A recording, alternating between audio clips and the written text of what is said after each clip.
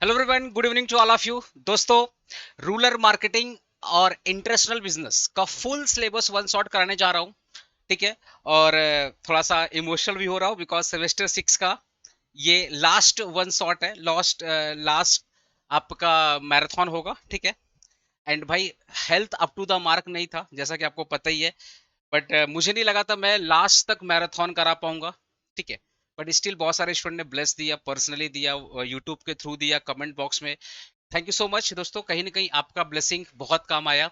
And believe करो, आपका blessings और माँ बाप का ब्लेसिंग्स की वजह से बिलीव बिलीव करो मैं करवा पाया। मैं नहीं तो मैंने इनिशियली अपनी टीम को बोल दिया था। मुझे नहीं लगता भाई कि मैं सोचा था कि इंपॉर्टेंट सब्जेक्ट का मैराथन करा दूंगा, माइनर वगैरह नहीं कराऊंगा। बट स्टिल हो जा रहा है भाई, लास्ट आया। Thank you so much. और मैंने पूरी कोशिश की अपनी, चाहे वो मेजर सब्जेक्ट्स हो, चाहे वो आपका माइनर सब्जेक्ट हो, मैंने पूरी कोशिश की अपना 100% देने का। तो दोस्तों, please support shirts and thank you so much जिसने भी जिस बहुत सारे स्टूडेंट ने ब्लेसिंग दिया। Thank you so much. अब क्या किसी का नाम तो याद नहीं है, बट बहुत सारे स्टूडेंट ने ब्लेसिंग दिया। थैंक यू सो मच दोस्तों। सिंगल वीडियो बनाने जा रहा हूँ रूरल मार्केटिंग का। ठीक है। एंड आप लोग ना 1 घंटा अभी देख लो, आज के दिन 1 घंटा देख लो, और कल 1 घंटा देख लेना एग्जाम देने के बाद। रिटेल रिटेल का जो पढ़ाया हूँ पढ़ के चल जाना, उसी से तुम्हारा पूरा क्वेश्चंस कवर हो जाएगा। ठीक है। ये सब जितने क्वेश्चंस होते हैं ना, इनमें अगर सिंगल वर्ड भी आपको समझ में आता है, बना के लिख के चलाना।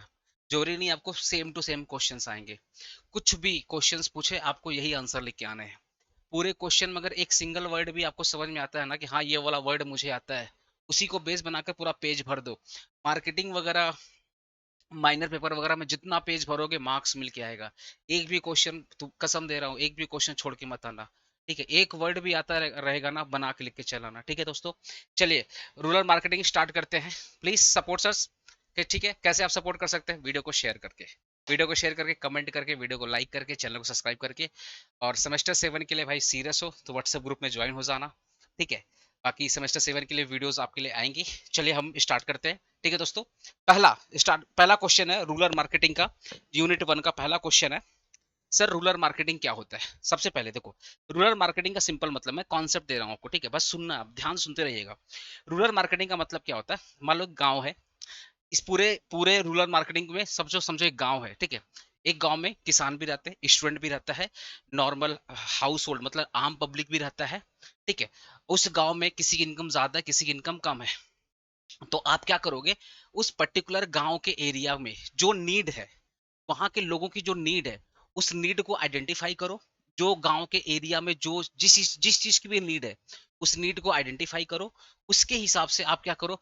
पोस्टर लगाओ, एडवर्टीजमेंट करो, गांव गांव जाकर, घर घर जाकर के, और अपने सामान को बेचना स्टार्ट करो। फॉर एग्जाम्पल, किसानों को लेट से सीड्स का रिक्वायरमेंट है, तो आप उनको सीड लाके दो। अगर उनको कपड़े का रिक्वायरमेंट, आप कपड़े लाके दो। अगर उनको सोप का रिक्वायरमेंट है, सोप लाके दो। तो बेस्ट मार्केटिंग क्या है? कस्टमर का जो डिमांड है ना, कस्टमर का जो नीड है, उसके हिसाब से उनको सामान दे दो। जिस प्राइस पे वो चाह रहे उस प्राइस पे लाके दे दो। That is the best marketing. तो रूरल मार्केटिंग का मतलब क्या होता है? गांव के लोगों को सामान बेचना। तो गांव के लोगों को सामान कैसे बेचोगे? जब उनके नीड को आइडेंटिफाई करोगे, जो वो चाहते हैं, जिस प्राइस पे चाहते हैं, जहां पे वो डिलीवरी चाहते हैं। अगर उनको उस प्राइस पर, उनको उस स्पेस पे डिलीवरी दे दिया। ठीक है। और वो चीज जो वो चाहते हैं, आपने उस चीज को उनको प्रोवाइड कर दिया। That is the rural marketing. ठीक है ना? अर्बन मार्केटिंग मतलब वही गांव की जगह शहर कर देना। सेम, कि शहर के लोगों को सामान बेचना जो नीड है। समझ गया ना?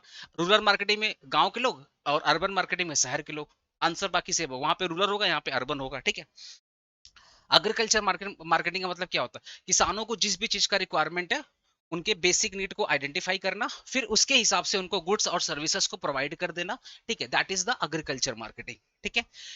जिस भी चीज का नीड है उसको आइडेंटिफाई करना, और उनके नीड के हिसाब से गुड्स एंड सर्विसेज को प्रोवाइड करना। That is called agriculture marketing. देखो ना, process of buying and selling the agriculture product like rice, wheat, vegetable and cotton from farmers to the consumer. ठीक है। ठीक है। तो एग्रीकल्चर मार्केटिंग का दो पॉइंट ऑफ, एक होगा किसानी के पॉइंट ऑफ व्यू से, एक हो गया आपके कंज्यूमर के पॉइंट ऑफ व्यू से। तो किसान के पॉइंट ऑफ व्यू से मैंने बता दिया, किसान का जो नीड है उसके हिसाब से आइडेंटिफाई करना। मान लो किसान का नीड है, मान लो ट्रैक्टर, सीड्स, ये सब वो सब, आपने उस सारे नीड को आइडेंटिफाई किया, उसके हिसाब से आपने सामान को बेचा। ठीक है। एक है कंज्यूमर के पॉइंट ऑफ व्यू से, देखो क्या है? Process of buying and selling agriculture product like rice, wheat, vegetable, fruits, cotton from the farmer to the consumer. ठीक है। आप देखिएगा रिलायंस रिलायंस क्या करता है, शिमला में जितने भी एप्पल्स होते हैं वहां से परचेस करता है, इंडिया के बाहर सेल कर देता है। तो आप किसानों से सामान को परचेस किए, किसान से सामान परचेस किए होलसेल रेट में, और वहां के लोगों को बेच दिया। ये भी एग्रीकल्चर मार्केटिंग होता है। एग्रीकल्चर मार्केटिंग का टू सेंस होता है, एक होता है कंज्यूमर के पॉइंट ऑफ व्यू से, एक होता है किसान के पॉइंट ऑफ व्यू से, ठीक है ना। Explain the importance of rural marketing. Rural marketing का इंपॉर्टेंस क्या है इंडिया में? पहला इंपॉर्टेंस है लार्ज पॉपुलेशन। रूरल मार्केटिंग भाई गांव में मैक्सिमम लोग, हमारे देश में आज भी 50% पॉपुलेशन से ज्यादा गांव में लोग रहते हैं। तो अगर आप रूरल मार्केटिंग करते हैं तो लार्ज पॉपुलेशन को कवर करते हैं। जब आप लार्ज पॉपुलेशन को कवर करेंगे तो ज्यादा से ज्यादा डिमांड होगी, तो ज्यादा से ज्यादा आप सेल करोगे तो कंपनी क्या होगी, ग्रो होगी, ठीक है। दूसरा हो गया इंक्रीज द रूरल इनकम।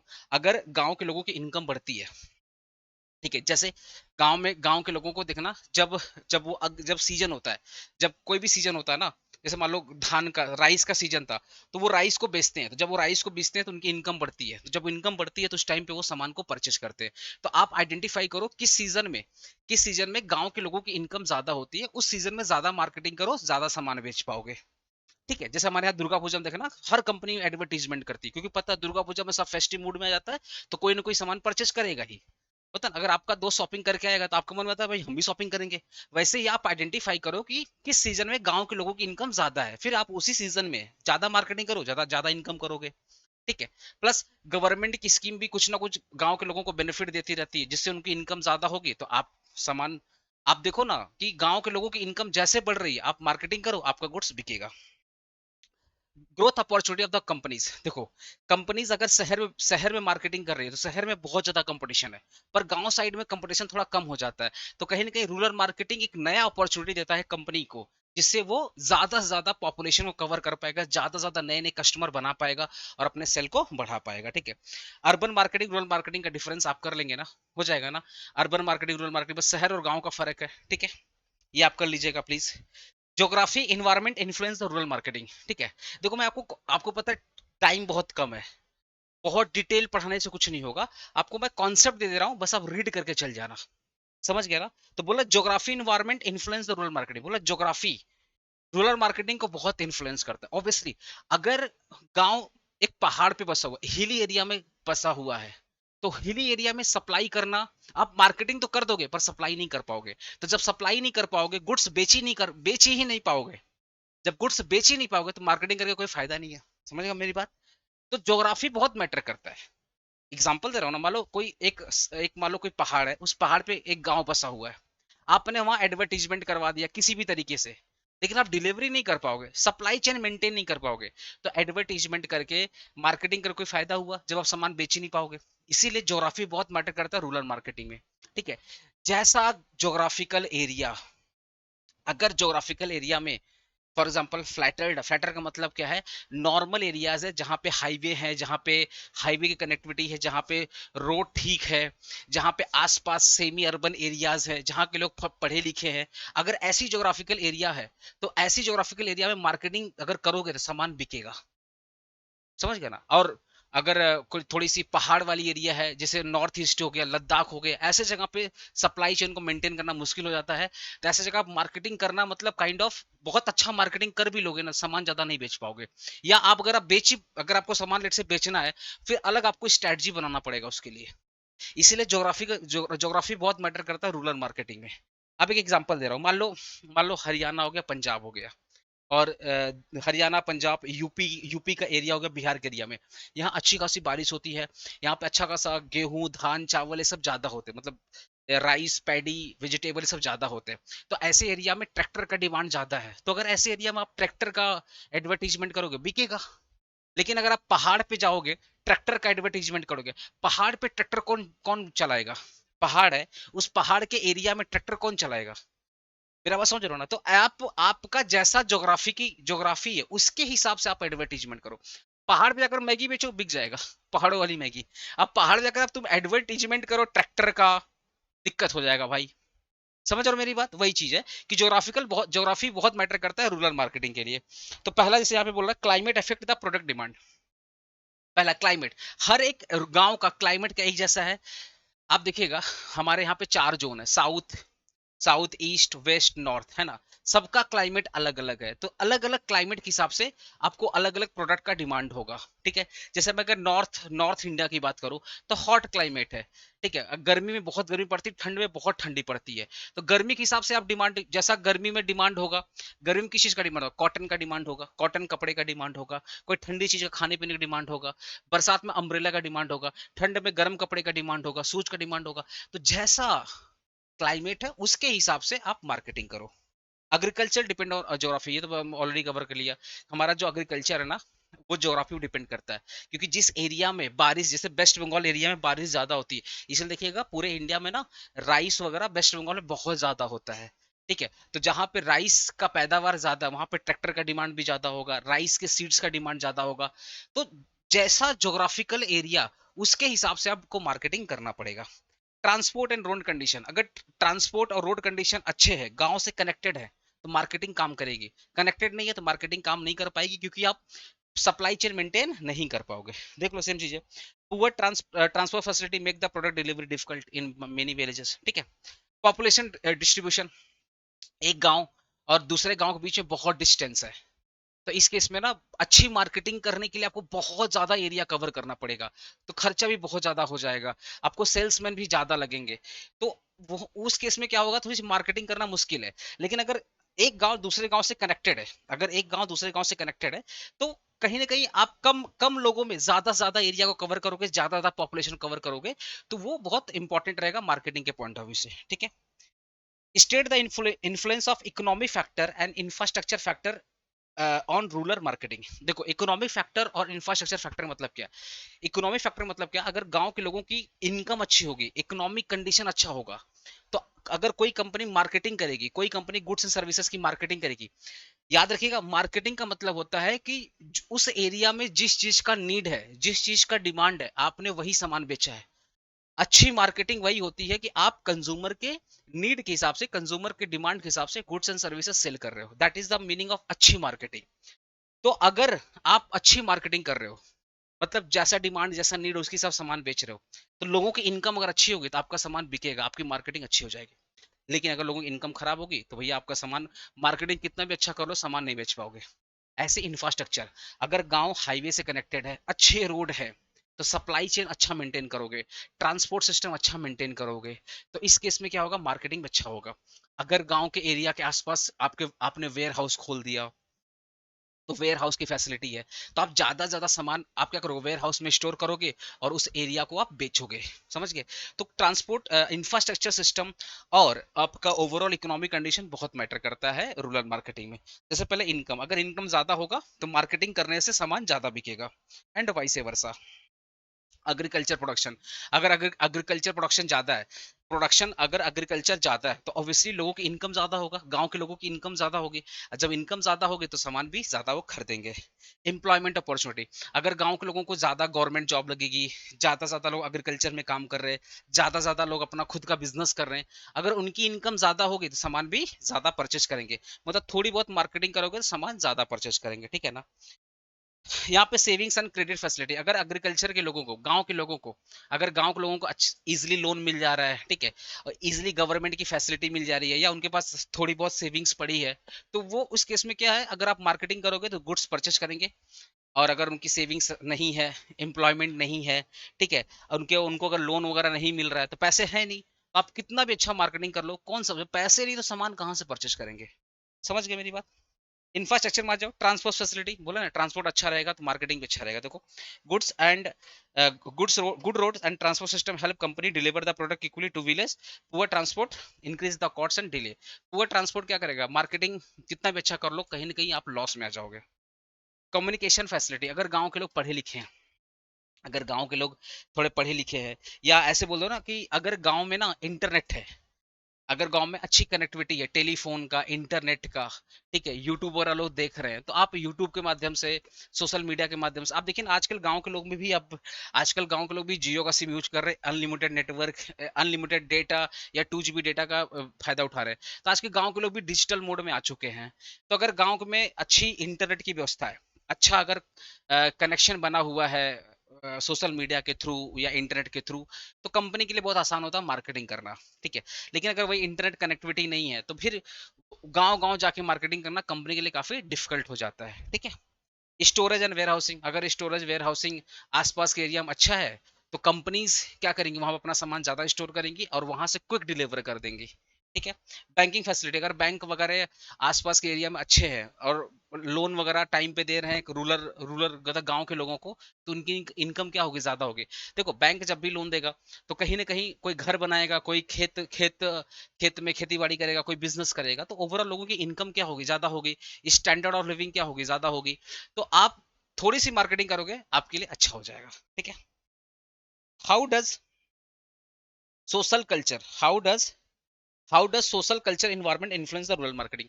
देखो भैया, हर एक जितने भी गांव है ना, उनका अपना एक कल्चर है, उनका अपना एक सोसाइटी है। तो वो अपने कल्चर के हिसाब से सामान परचेज करेंगे।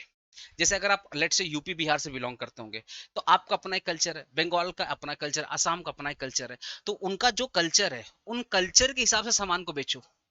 उनका जो कल्चर है उस कल्चर के हिसाब से सामान को बेचो। समझ गए। मान लो एक गाँव, मान लो राजस्थान के गांव है, पूरा का पूरा गांव वेज है और आप नॉन वेज प्रोडक्ट बेच रहे हो, क्या कोई खरीदेगा। पूरा का पूरा गांव वेज है और आप नॉन वेज प्रोडक्ट बेच रहे हो, कोई सामान नहीं खरीदेगा। लेकिन अगर वो वेज है तो वेजिटेबल बेचो, सामान बिक जाएगा।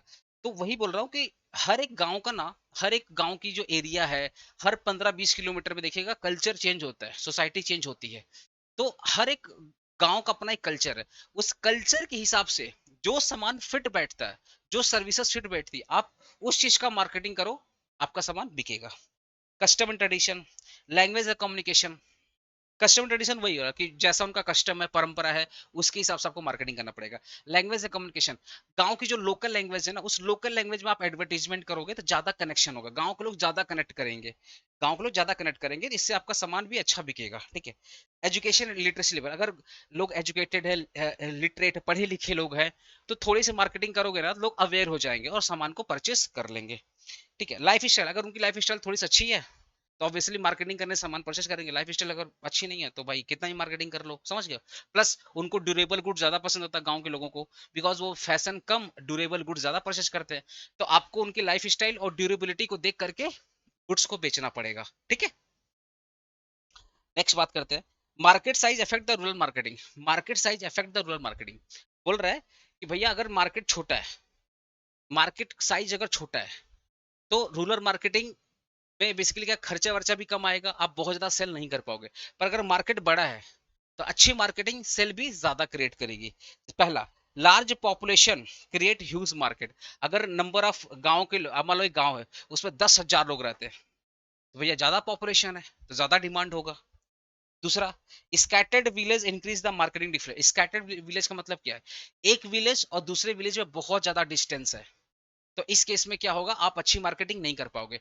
एक विलेज और दूसरे विलेज में अगर 2-3 किलोमीटर का डिफरेंस है तो आप ज्यादा एरिया कवर नहीं कर पाओगे। पर अगर एक विलेज और दूसरा विलेज आपस में सिलेक्टेड है, आपस में कनेक्टेड है, आपस में अगर कनेक्टेड है, तो आप ज्यादा से ज्यादा विलेज को कवर करोगे, तो ज्यादा से ज्यादा कस्टमर क्रिएट कर पाओगे, ज्यादा से ज्यादा एरिया में सामान बेच पाओगे। Different income level affect the depend. अब गांव के लोग का क्या है, किस कोई अमीर है, कोई गरीब है, कोई मिडिल क्लास फैमिली से बिलोंग करता है, तो ये भी बहुत मैटर करता है। अमीर है तो वो अपने हिसाब से डिमांड करेगा, गरीब जो अपने हिसाब से डिमांड करेगा, तो different different income group different different demand करेगा। तो क्वेश्चन समझ रहा है ना, मार्केट साइज, मार्केट साइज। देखो size of the market also depend upon the income of rural people. Village with better income create the higher demand, जिनकी income अच्छा हो डिमांड भी ज्यादा करेंगे।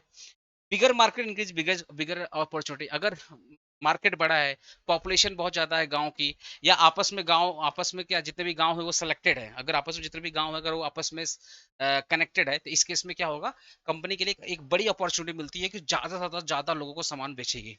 आप सोचो ना, मैं जिस यूनिवर्सिटी में पढ़ा रहा हूँ वहाँ पे अगर करोड़ों बच्चे हैं तो मेरे पास ज्यादा अपॉर्चुनिटी है बच्चों को पढ़ाने का। वही चीज है कि अगर गांव की पॉपुलेशन ज्यादा है, गांव में लोग बहुत ज्यादा रह रहे हैं और हर गांव दूसरे से क्या आपस में कनेक्टेड है, बहुत ज्यादा डिस्टेंस नहीं है, तो कंपनी के लिए एक बहुत बड़ी अपॉर्चुनिटी है सेल करने का, ठीक है।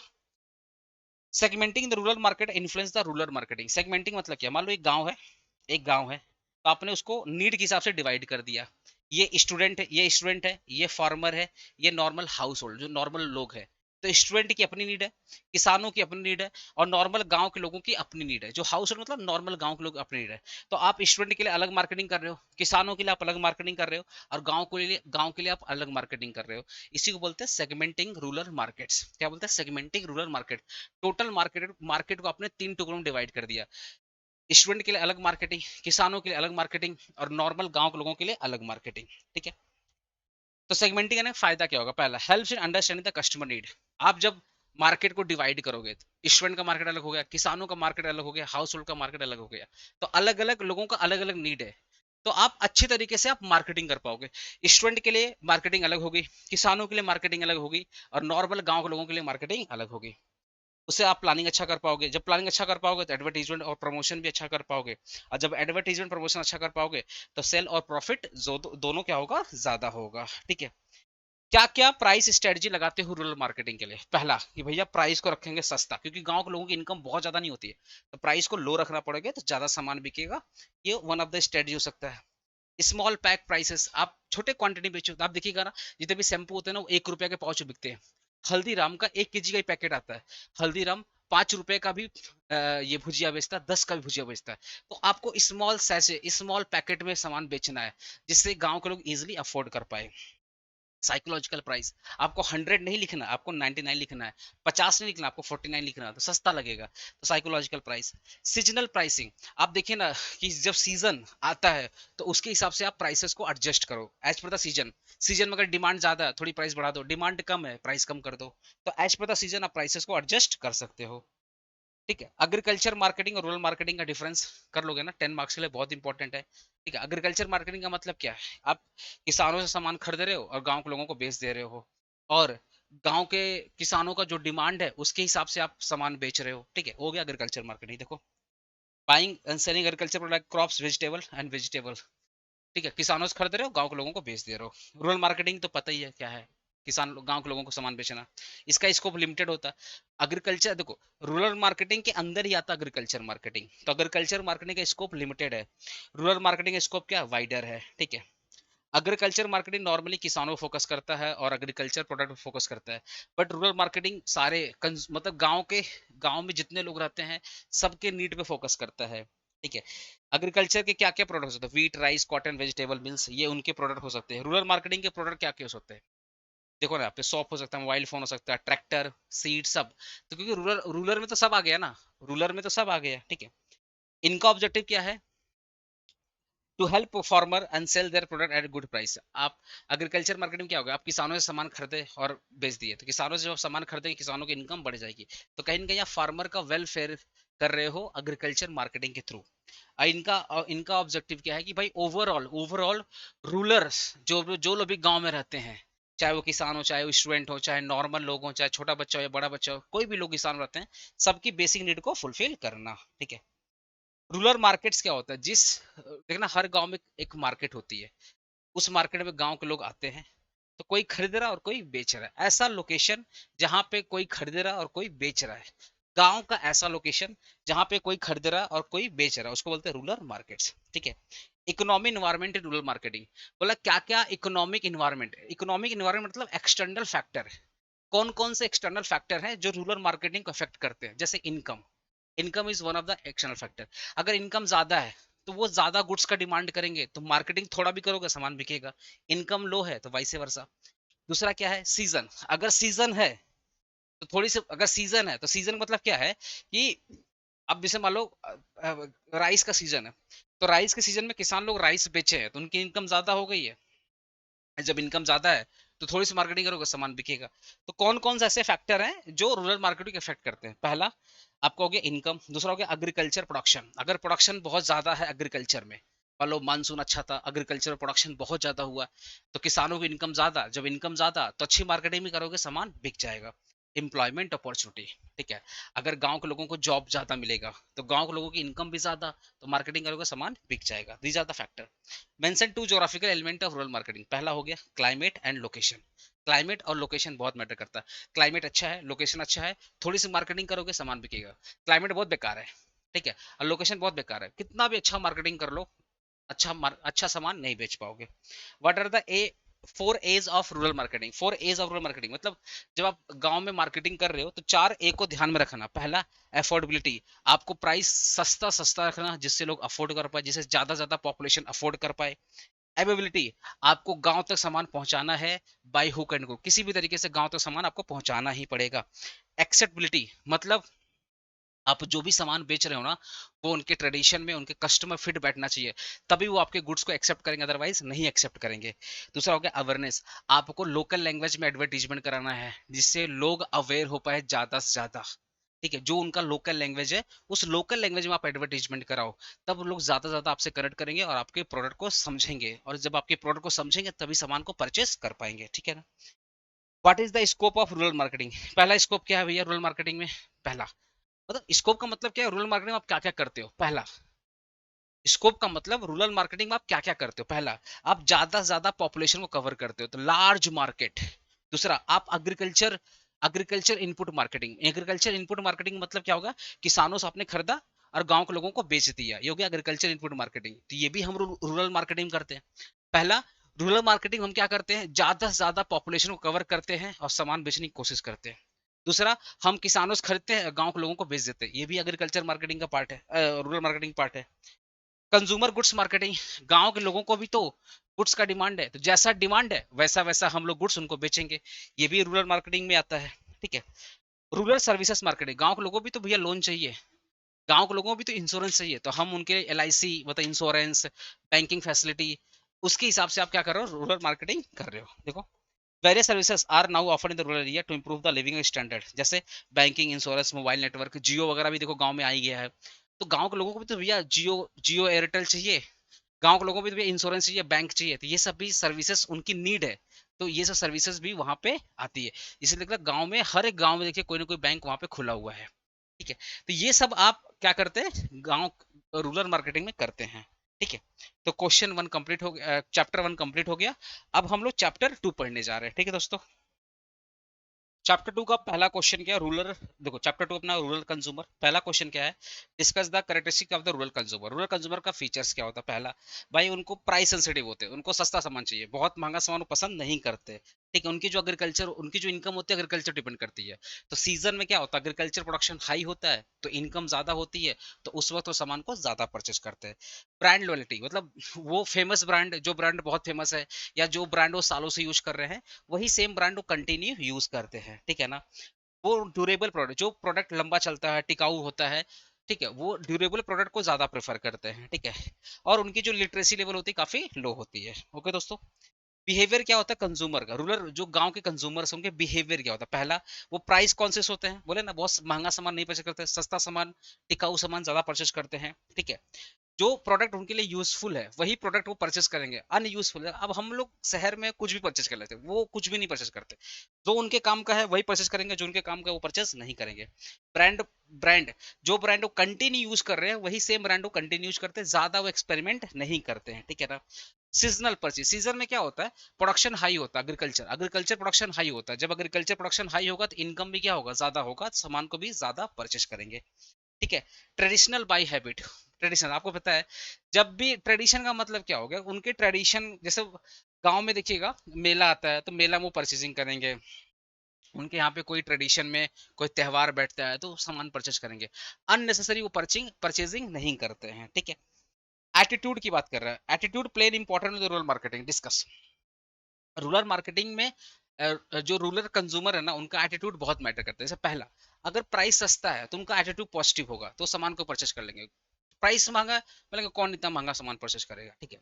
अगर उनके उनके यूजफुल, उनके लायक सामान बना हुआ है, ड्यूरेबल है, तो एटीट्यूड पॉजिटिव है, सामान परचेज कर लेंगे। उनके लायक सामान नहीं है, नहीं परचेज करेंगे। समझ गया मेरी बात। तो एटीट्यूड बहुत मैटर करता है। जैसे पहला हो गया, attitude influence the buying decision. Obviously क्या, अगर कोई भी सामान उनके लायक है, सस्ता है, उनके काम का है, उनके ट्रेडिशन में फिट बैठता है, तो एटीट्यूड पॉजिटिव है, सामान परचेज कर लेंगे। पर उनके ट्रेडिशन फिट नहीं बैठ रहा है, महंगा है, ठीक है, प्लस बहुत ज्यादा उनके काम का नहीं है, तो ऐसे सामान वो नहीं परचेज करते, बिकॉज उनका जो एटीट्यूड है इस केस में नेगेटिव है। ठीक है। दूसरा, ट्रेडिशन, अगर उनके ट्रेडिशन में फिट बैठा, अगर जो सामान वो परचेज कर रहे हैं अगर उनके ट्रेडिशन में, उनके कस्टम्स में फिट बैठा तो सामान परचेज करेंगे, अदरवाइज परचेज नहीं करेंगे। ठीक है। Trust and confidence are important, जो ब्रांड वो परचेज करते हैं उन ब्रांड में उनका एक ट्रस्ट है, उनका एक बेसिकली बोल सकते हैं ना एक लॉयल होते हो। तो जो ब्रांड वो कंटिन्यू परचेस करते हैं, ठीक है, तो अगर जिस कंपनी को ट्रस्ट कर लेंगे वही सेम कंपनी का सामान बार बार परचेस करेंगे, तो उस कंपनी के प्रोडक्ट के लिए एक पॉजिटिव एटीट्यूड है। नई कंपनी जल्दी ट्राई नहीं करते, ठीक है। Attitude towards the price, price अगर लो है तो पॉजिटिव अच्छा होता है, तो सामान परचेस करेंगे। प्राइस बहुत हाई है तो अवॉइड करते हैं, अननेसेसरी नहीं परचेस करते हैं, ठीक है। Attitude towards the modern product, देखो पहले गांव के लोग ना मॉडर्न प्रोडक्ट को कम ट्राई करते थे, बट आज के टाइम पे देख रहा हूँ जितने भी गांव के लोग हैं ना, अब मॉडर्न प्रोडक्ट भी ट्राई करना स्टार्ट किया था। तो अब जो मॉडर्न प्रोडक्ट है, क्योंकि सोशल मीडिया आ गया ना, तो सोशल मीडिया के वजह से अब मॉडर्न प्रोडक्ट के लिए एक पॉजिटिव एटीट्यूड गाँव के लोगों को अब धीरे धीरे आ रहा है, ठीक है। Explain the buying pattern of rural consumer, rural consumer जो गांव के कंज्यूमर्स हैं उनका बाइंग पैटर्न क्या है। पहला, प्राइस ओरिएंटेड बाइंग पैटर्न, अगर प्राइस कम है तो ज्यादा परचेस करेंगे, प्राइस ज्यादा है तो कम परचेस करेंगे। सीजनल बाइंग करते हैं, सीजन में क्या होगा, डिमांड ज्यादा होगा तो प्रोडक्शन भी क्या होगा, ज्यादा होगा तो इनकम भी ज्यादा होगी। अरे किसान गांव में क्या होता है, सीजन वाइज होता है, मतलब सीजन में उनका प्रोडक्शन हाई है एग्रीकल्चर का, तो इनकम भी हाई होगी, तो सामान भी ज्यादा परचेस करेंगे। एग्रीकल्चर नहीं है, मानसून नहीं है, तो क्या बेचारे बेचेंगे, जब बेचेंगे नहीं, इनकम नहीं होगी तो क्या खरीदेंगे। दूसरा, प्रेफरेंस ड्यूरेबल, अगर ड्यूरेबल गुड्स है तो परचेस करेंगे, अदरवाइज नहीं परचेस करेंगे। जब भी वो परचेस करेंगे स्मॉल क्वांटिटी में परचेस करेंगे, और अपने ब्रांडिंग मतलब जो ब्रांड वो पसंद करते हैं, ट्रस्ट करते हैं, वही ब्रांड बार बार परचेस करेंगे। How do you promote a new product in rural marketing, rural market में, रूरल मार्केट में आप नया प्रोडक्ट कैसे बेचोगे। मतलब गांव में है, गांव में आपको नया प्रोडक्ट बेचना, कैसे बेचोगे। पहला, उनका जो लोकल लैंग्वेज है उस लोकल लैंग्वेज में आपको एडवर्टीजमेंट करना पड़ेगा। दूसरा, उनको अपने प्रोडक्ट का डेमो दिखाओ, डेमो दिखाओगे तो ज्यादा कनेक्ट करेंगे, समझ में आएगा तो परचेस कर लेंगे, अदरवाइज नहीं परचेस करेंगे। उनका जो गांव गांव के आसपास जो मेला वेला लगता है, जो उनका मेला है जहाँ पे वो गेट टुगेदर होते हैं, वहां पे सामान बेचने की कोशिश करोगे, बिक जाएगा, ठीक है। Appointment the local influencer dealer, गांव के एरिया में जो लोग बहुत फेमस हैं, जो बड़े बड़े दुकानदार हैं, उनसे कोशिश करो कांटेक्ट करने का, वो आपका सामान बिकवा देंगे, ठीक है। प्राइस को आपको अफोर्डेबल रखना पड़ेगा तो सामान आपका इजीली बिक जाएगा, ठीक है। Explain the factors influencing the rural consumer buying decision with example, तो सेम एज क्वेश्चन वन में जो मैंने पढ़ाया था वही इसका आंसर यहाँ पे डाल दीजिएगा, क्वेश्चन वन का ही आंसर यहाँ पे डाल दीजिएगा, ठीक है दोस्तों। रूरल कंज्यूमर बिहेवियर क्या होता है भाई, रूरल कंज्यूमर बिहेवियर का मतलब क्या होता है, वो प्राइस सेंसिटिव होते हैं, प्राइस सेंसिटिव होते हैं, ठीक है ना। प्राइस सेंसिटिव होते हैं, उनका buying habit, preference, decision making ability को ही बोलते हैं कंज्यूमर बिहेवियर। एक कंज्यूमर, एक जो गांव का कंज्यूमर है वो प्राइस सेंसिटिव होता है, वो ट्रस्ट वर्दी सामान को परचेस करता है, ड्यूरेबल परचेस करता है, तो उनके बाइंग बिहेवियर को देखना, उनके प्रेफरेंसेस को देखना, उनके डिसीजन मेकिंग एबिलिटी को देखना, that is the consumer behaviour, that is the rural consumer behaviour, ठीक है। रूरल कंज्यूमर कौन है, जो गांव में लोग रहते हैं, जो गांव में लोग रहते हैं और गुड्स एंड सर्विसेज का डिमांड करते हैं, ऐसे लोगों को बोलते हैं रूरल कंज्यूमर, ठीक है। क्या क्वालिटी होना चाहिए रूरल मार्केटर का, अगर कोई कंपनी गांव में जाकर के मार्केटिंग कर रही है तो उसके अंदर क्या क्वालिटी होना चाहिए। पहला, गुड कम्युनिकेशन स्किल। दूसरा, उस एरिया के लोगों के बारे में जानकारी, कि उस एरिया के लोग क्या पसंद करते हैं, क्या नहीं पसंद करते, उनका क्या ट्रेडिशन है, ठीक है, किस गुड्स का डिमांड ज्यादा है। अगर प्रॉपर वो होमवर्क कर करके, प्रॉपर होमवर्क, होमवर्क समझो ना, होमवर्क का मतलब प्रॉपर अगर नॉलेज रख करके अगर मार्केटिंग करेंगे तो उन सक्सेसफुल हो जाएंगे, अदरवाइज वो सक्सेसफुल नहीं हो पाएंगे, ठीक है।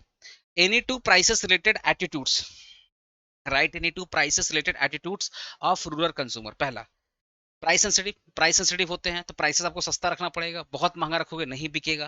प्रेफरेंस अफोर्डेबल प्रोडक्ट, जो प्राइस सेंसिटिव होते हैं और अफोर्डेबल, मतलब वही दोनों इंटर रिलेटेड है, तो यहाँ पे ड्यूरेबल बोल सकते हो, अफोर्डेबल काट के तुम ड्यूरेबल लिख देना कि अगर प्रोडक्ट ड्यूरेबल है, यूजफुल है तो परचेस करेंगे, अदरवाइज नहीं परचेस करेंगे, ठीक है। Right the name of any two rural credit institution, गांव में उधारी कौन देता है, आरआरबी, रीजनल रूरल बैंक से किसानों को, गांव के लोगों को आराम से उधारी मिल जाता है, मतलब लोन वगैरह मिल जाता है। दूसरा, जो कोऑपरेटिव सोसाइटीज होती हैं वो भी गांव के लोगों को आराम से लोन दे देती हैं खेती बाड़ी करने के लिए, गांव के जो भी रूरल एक्टिविटीज है उस रूरल एक्टिविटीज के लिए। तो नाबार्ड, आप पढ़े हो आईएफएस में, नाबार्ड इन दोनों को पैसा देता है, रूरल और कोऑपरेटिव सोसाइटी, और इन लोगों को पैसा देता है, बोलता गांव के लोगों को लोन दो। ऐसा नहीं कि ये अपने पॉकेट से दे रहे हैं, नाबार्ड पैसा इनको देता, बोलता तुम जाके गांव के लोगों को दो। तो दो क्रेडिट इंस्टीट्यूशन है, आरआरबी, रीजनल रूरल बैंक, और कॉर्पोरेटिव क्रेडिट सोसाइटी। एक अगर पूछेगा, तीन पूछेगा तो कॉमर्शियल बैंक डाल देगा, कॉमर्शियल बैंक भी गांव के लोगों को लोन देता है, ठीक है। आइए चैप्टर 3 बात करते हैं, marketing of agriculture product. Question one क्या बोल रहा है, describe the agriculture pricing system in India. मतलब बोल रहा है एग्रीकल्चर प्राइस कैसे डिसाइड होता है। पहला होता है मीनिंग, अच्छा meaning of agriculture price system का मतलब होता है किस मेथड से एग्रीकल्चर प्रोडक्ट की प्राइसेस डिसाइड करते हैं, उसी मेथड को अपने बोलते हैं एग्रीकल्चर प्राइस सिस्टम। दूसरा है इसका मिनिमम सपोर्ट प्राइस। गवर्नमेंट क्या करती है एग्रीकल्चर में ना, क्या तो एक मिनिमम प्राइस फिक्स कर देती है। अगर उससे मान लो गेहूं चल रहा है 10 रुपया मार्केट में, पर गवर्नमेंट बोलती नहीं आपको मिनिमम 50 रुपया ही मिलेगा। तो गवर्नमेंट एक मिनिमम प्राइस फिक्स कर देती है किसानों को कि आपको कम से कम इतना प्राइस तो पे ही करूंगा। गवर्नमेंट की देखो गांव के आसपास में ना हर 15-20 किलोमीटर गवर्नमेंट की एक मंडी होती है। उस मंडी में गवर्नमेंट एक फिक्स प्राइस कर देती है कि मार्केट में क्या भाव चला मुझे नहीं पता, आपको कम से कम इतना प्राइस, अगर मार्केट में भाव ज्यादा है रेट ज्यादा है तब तो मार्केट रेट आपको मिलेगा। अगर मार्केट में रेट बहुत लोएस्ट हो गया फिर भी आपको एक मिनिमम प्राइस हम आपको दे देंगे जिससे किसानों को लॉस नहीं होगा। इसको बोलते हैं minimum support price. Role of government, government क्या का बहुत इंपॉर्टेंट रोल होता है। जैसे मिनिमम प्राइस को मिनिमम फिक्स कर देती है, ठीक है। प्लस गवर्नमेंट क्या बोलती है आप हमारे मंडी में आकर बेचिए आपको फेयर प्राइस दे देंगे, ठीक है। गवर्नमेंट की जो मंडी होती है, ठीक है। और गवर्नमेंट क्या करती है डिफरेंट डिफरेंट पॉलिसी और एजेंसीज बनाती है जिसके वजह से किसानों के साथ ज्यादा प्रॉब्लम ना, एक्सप्लॉयटेशन ना हो पाए, ठीक है। देखो ना government control and monitor the agriculture prices through the different policy and agencies, ठीक है। प्रोक्योर सिस्टम, गवर्नमेंट खुद किसानों से डायरेक्टली परचेज कर लेती है फेयर प्राइसेस पे, और जिससे किसानों का नुकसान कम हो जाता है। रेगुलेटेड मार्केट, गवर्नमेंट खुद अपनी खुद की मंडी रखी है जहां पे किसान इजीली वेजिटेबल्स क्रॉप्स सही प्राइस पे बेच पाए, ठीक है। तो these are the methods, okay. Price fixing mechanism rural marketing, ठीक है। कैसे मार्केट रूरल मार्केट में कैसे एग्रीकल्चर प्रोडक्ट की प्राइसेस फिक्स की जाती है। पहला डिमांड एंड सप्लाई, पहला प्राइस होता है डिमांड एंड सप्लाई। अगर डिमांड बहुत ज्यादा तो प्राइसेस क्या होगी ज्यादा होगी, अगर सप्लाई बहुत ज्यादा है डिमांड का मतलब प्राइसेस क्या होगी कम होगी। दूसरा इन्फ्लुएंस ऑफ एग्रीकल्चर इनकम, अगर एग्रीकल्चर इनकम, अगर किसानों की एग्रीकल्चर इनकम ज्यादा है तो ऑब्वियसली डिमांड ज्यादा होगा तो प्राइस भी ज्यादा होगा एंड वाइस वर्सा, ठीक है उल्टा। नेक्स्ट हो गया गवर्नमेंट प्राइस पॉलिसी, अगर गवर्नमेंट ने मिनिमम प्राइस फिक्स कर दिया है तो इससे क्या होगा, गवर्नमेंट ने बोला भाई अगर बहुत ज्यादा प्राइसेस कम हो गई कोई बात नहीं आपको एक मिनिमम प्राइस हम दे देंगे, और वो मिनिमम प्राइस से आपको नुकसान बहुत कम होगा। तो गवर्नमेंट क्या करती है किसानों के लिए ना एक मिनिमम प्राइस सेट कर देती है कि इस प्राइस तो आपको मिलेगी ही मिलेगी, इससे ज्यादा मिल सकता है पर इससे कम नहीं मिलेगा, इतना पैसा आपको मिलेगा ही मिलेगा। इससे क्या होता है जो किसान होते हैं उनका नुकसान बहुत कम होता है, ठीक है। देखो government fixes the prices for the main agriculture product through the minimum support price and other policy, these protect from the losses, ठीक है। Role of middle man trader, middle man and trader wholesaler अगर बहुत ज्यादा रहेंगे तो prices बढ़ जाएगी। जितने ज्यादा मिडिल मैन उतना ज्यादा प्रॉफिट, उतना ज्यादा प्राइसेस ज्यादा, जितने कम मिडिल मैन उतना कम प्राइसेस। क्योंकि देखो ना मैं किसान से खरीदा बेच दिया तो बीच में मैं एक जन हूं ना तो मैं अपना प्रॉफिट ऐड करूंगा। अगर बीच में चार लोग होंगे तो चारों लोग मिल करके प्रॉफिट ऐड करेंगे तो प्राइस क्या होगा ज्यादा हो जाएगा। ट्रांसपोर्टेशन एंड डिस्ट्रीब्यूशन सिस्टम, अगर आसपास में ट्रांसपोर्ट सिस्टम अच्छा है, हाईवे से कनेक्टेड है, रोड अच्छा है तो कम टाइम में सामान जल्दी गांव से शहर पहुंच जाएगा। तो इस केस में क्या होगा कि आप ज्यादा से ज्यादा सामान, ज्यादा आप क्या करेंगे, मतलब देखो ट्रांसपोर्ट अच्छा होता है ना तो कम टाइम में सामान पहुंचता है। तो इस केस में क्या होता है कॉस्ट कम होती है तो प्राइस भी कम होता है। लेकिन अगर ट्रांसपोर्ट बहुत खराब है, जो सामान 2 दिन में पहुंचेगा वो 4 दिन का पहुंच रहा है तो आपको 4 दिन का भाड़ा देना पड़ेगा, तो कहीं ना कहीं प्राइसेस क्या होगी ज्यादा हो जाएगी, ठीक है। Role of government in marketing of agriculture product, government का रोल क्या है एग्रीकल्चर प्रोडक्ट में। पहला गवर्नमेंट मिनिमम सपोर्ट प्राइस बनाती है, गवर्नमेंट किसानों से डायरेक्टली सामान परचेज कर लेती है और आम आदमी को बेच देती है, ठीक है। गवर्नमेंट क्या करती है अपना खुद का मंडी, गवर्नमेंट अपना खुद का मंडी बनाती है जिससे किसान इजीली मंडी में आएंगे और फेयर प्राइसेस में सामान बेच के चले जाएंगे, ठीक है। गवर्नमेंट हर गांव के आसपास स्टोरेज फैसिलिटी, ठीक है, गोडाउन्स बनवा देती है जिससे आराम से किसान अपना सामान वहां पे स्टोर कर सकता है, ठीक है। Improving the transport facility, government क्या करती है गांव के अंदर और गांव के बाहर एक अच्छा खासा ट्रांसपोर्ट सिस्टम, एक अच्छा खासा कनेक्टिविटी हाईवे से बना देती है जिसके वजह से किसान इजीली अपना सामान गांव से शहर बेच सकता है, गांव से शहर वो अपना सामान भेज करके अच्छा खासा सेल कर सकता है, ठीक है। ये हो गया गवर्नमेंट का रोल, ठीक है। देखो ना government develop the road and transport system to help farmer carry the product to the market easily, मतलब इजिली अगर रोड अच्छे होंगे तो गांव से शहर या गांव से मार्केट वो इजिली सामान को बेच पाएगा, ठीक है। कोऑपरेटिव मार्केटिंग क्या होता है, एग्जांपल कोऑपरेटिव मार्केटिंग क्या होगा, मान लो गांव के सारे किसान मिलजुल करके प्राइसेस मिलजुल करके प्राइस डिसाइड कर रहे हैं और वही बेच रहे हैं, सारे किसान मिल करके प्राइस डिसाइड कर रहे हैं, ठीक है, और वो लोगों को बेच रहे हैं। मान लो कंपनी गई, एक कंपनी गई, तो सारे किसान मिल करके बोले ये प्राइस होगा, आपको खरीदना तो इसी प्राइस में खरीदना, अदरवाइज आप जाओ। ये हो गया, ये आपका हो गया कोऑपरेटिव कोऑपरेटिव कोऑपरेटिव मार्केटिंग। इसका एक बिगेस्ट एग्जांपल तो ई चौपाल है। ई चौपाल तुम लोग गूगल करना, ई चौपाल आईटीसी कंपनी ने बनाया था ई चौपाल, ठीक है। तो ई चौपाल में क्या होता है, बहुत सारे जो फेमस फेमस फार्मर्स हैं, जो मतलब पढ़े लिखे फार्मर है, जो उनको तो आइडिया है, वो ई चौपाल में रजिस्टर्ड है। तो वो लोग क्या करते हैं ना, अपने एरिया के जितने भी गुड्स एंड सर्विसेज होती है उसको ना अच्छा खासा बार्गेनिंग करके अच्छे प्राइस पे वो बेच देते हैं। ऑनलाइन सामान, ऑनलाइन वो सामान बेचते हैं किसान लोग, ई चौपाल वेबसाइट से, उसके थ्रू किसान लोग इजिली सामान बेचते हैं और बार्गेनिंग भी करते हैं, ठीक है। इंपॉर्टेंस ऑफ कोऑपरेटिव, पहला क्या इंपॉर्टेंट, अगर सारे किसान मिल करके प्राइस डिसाइड कर रहे हैं और बेच रहे हैं तो भाई उनके अंदर एकता है, तो इससे वो अच्छा खासा प्रॉफिट कमा सकते हैं। पहला मिडिलमैन हट गया, सारा मिडिलमैन हट गया, सारे किसान मिल करके कंपनी को बेच दिए, सारे किसान मिल करके प्राइस डिसाइड किया और कंपनी को बेच दिए, तो बीच में मिडिलमैन आया ही नहीं, ठीक है। दूसरा, उनको प्राइसेस अच्छा मिलेगा, उनकी जो बार्गेनिंग पावर वो बढ़ेगी, बिकॉज सारे लोग मिल गए हैं। अब सारे लोग अगर मिल जाएंगे तो बार्गेनिंग पावर क्या होगा, अच्छा होगा भाई। एकता में तो यही है ना कि सब लोग मिल गए तो आप मैनिपुलेट नहीं कर पाओगे, और मार्केटिंग कॉस्ट कम हो गई, ठीक है। प्रॉब्लम क्या क्या एग्रीकल्चर मार्केटिंग, पहला प्रॉब्लम भाई प्रेजेंस ऑफ मिडिलमैन। बहुत सारे किसान, बहुत किसान पढ़े लिखे नहीं है, ठीक है, वो किसी न किसी के ऊपर डिपेंडेंट है। तो जहां पर भी मिडिलमैन आ जाएगा, जहां पर भी मिडिलमैन आएगा, तो इस केस में प्राइसेस ज्यादा होंगे। जब प्राइसेस ज्यादा होंगे तो मार्केटिंग बहुत अच्छा नहीं हो पाएगा। देखो, farmer depend upon the middleman to sell their product, है ना। एक किसान सामान को बेचने के लिए किसी ना किसी ऊपर क्या डिपेंडेंट है, तो जिसकी वजह से प्रॉब्लम आ सकती है। क्योंकि मिडिलमैन क्या करेगा, सस्ता में खरीदेगा और महंगा में बेचेगा, तो ज्यादा से ज्यादा प्रॉफिट को और मिडिलमैन कमा लेगा, जो कि रियलिटी में ऐसे ही होता है, किसान बेचारा कमा ही नहीं पाता। लैक ऑफ स्टोर फैसिलिटी, क्या गवर्नमेंट हर जगह गोडाउन बना के रखी है, नहीं, गवर्नमेंट का गोडाउन हर जगह तो है नहीं। तो किसान, बहुत सारे किसान के पास क्या सामान तो प्रोड्यूस कर लिए हैं, पर उनके पास रखने का जगह नहीं है, जिसकी वजह से प्रॉब्लम आ सकती है। ट्रांसपोर्ट फैसिलिटी अच्छा नहीं है, उनको मार्केट का इंफॉर्मेशन उतना नहीं पता, वो बेचारे लोग खेत में हैं, गांव में हैं, उनको आइडिया नहीं पता मार्केट में क्या चल रहा है। उनको जो सामान दे, जो प्राइस बोल दिया जाता है, बेचारे उसी प्राइस में बेच देते हैं। तो दीज आर द प्रॉब्लम्स, ठीक है। प्राइस फ्लक्चुएट, कभी देखना प्राइसेस क्या होती है, अप्स एंड डाउन होती है, ठीक है। तो वो अब उनको बेसिकली क्या हो रहा है ना, कि उनको आइडिया नहीं है मार्केट का, डिमांड सप्लाई का कॉन्सेप्ट नहीं है, बस वो सामान बेच दे रहे हैं। Agriculture product prices change due to weather, demand and supply. अगर मानसून बहुत ज्यादा बारिश वारिश हो रहा है, बहुत ज्यादा अगर वेदर कंडीशन खराब है, तो प्राइसेस बहुत ज्यादा गिर जाती है। तो प्राइस फ्लक्चुएशन की वजह से भी उनको बहुत ज्यादा नुकसान हो सकता है। उनको अच्छा खासा लोन वगैरह नहीं मिलता, किसानों को लोन जल्दी बैंक वाले नहीं देना चाहते, तो उसकी वजह से वो अच्छा खासा इन्वेस्टमेंट नहीं कर पाते एग्रीकल्चर में। अगर लोन नहीं मिलेगा तो अच्छा खासा एग्रीकल्चर में इन्वेस्टमेंट नहीं कर पाएंगे, और जब इन्वेस्टमेंट नहीं कर पाएंगे तो बहुत ज्यादा पैसा भी नहीं कमा पाएंगे एग्रीकल्चर के थ्रू। एक हो गया अनऑर्गेनाइज मार्केट सिस्टम, कि बहुत सारी जो एग्रीकल्चर मार्केट है ना, प्रॉपर्ली ऑर्गेनाइज नहीं है, प्रॉपर्ली कोई रूल्स रेगुलेशंस नहीं है, ठीक है।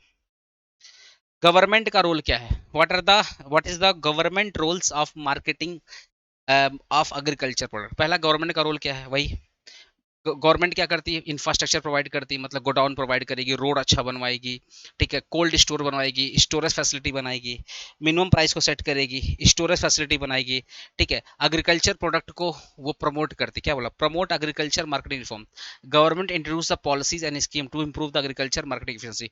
गवर्नमेंट नए नए रूल्स बनाएगी जिससे एग्रीकल्चर प्रोडक्ट का प्राइसेस बढ़े, एग्रीकल्चर में जो लोग डील करते हैं उनको बेनिफिट मिले। प्रोवाइड मार्केट इन्फॉर्मेशन, गवर्नमेंट क्या करती है, government supply information about the price, demand and market condition. Government क्या करती है, गवर्नमेंट क्या करती है बेसिकली, न्यूज चैनल के माध्यम से, ठीक है, रेडियो के माध्यम से, न्यूज़पेपर के माध्यम से मार्केट में क्या चल रहा है उसके भाव बताती रहती है किसानों को, ठीक है। और किसान को गवर्नमेंट क्या करती है, लोन प्रोवाइड करते हैं, किसान क्रेडिट कार्ड, केसीसी, किसान क्रेडिट कार्ड। गवर्नमेंट खुद केसीसी के माध्यम से किसानों को लोन प्रोवाइड करे, जिससे किसान ज्यादा से ज्यादा अच्छा प्रोडक्शन कर पाए, उसकी फाइनेंशियल पोजीशन बेटर हो पाए, ठीक है दोस्तों। फीचर्स क्या क्या कोऑपरेटिव मार्केटिंग का, पहला features, collective selling of product, सब लोग मिल करके बेच रहा है तो अच्छा बार्गेनिंग करेगा, और मिडिलमैन को हटा दिया। एडवांटेजेस क्या, एग्रीकल्चर मार्केटिंग एडवांटेजेस क्या है, किसानों से खरीदा और लोगों को बेच दिया।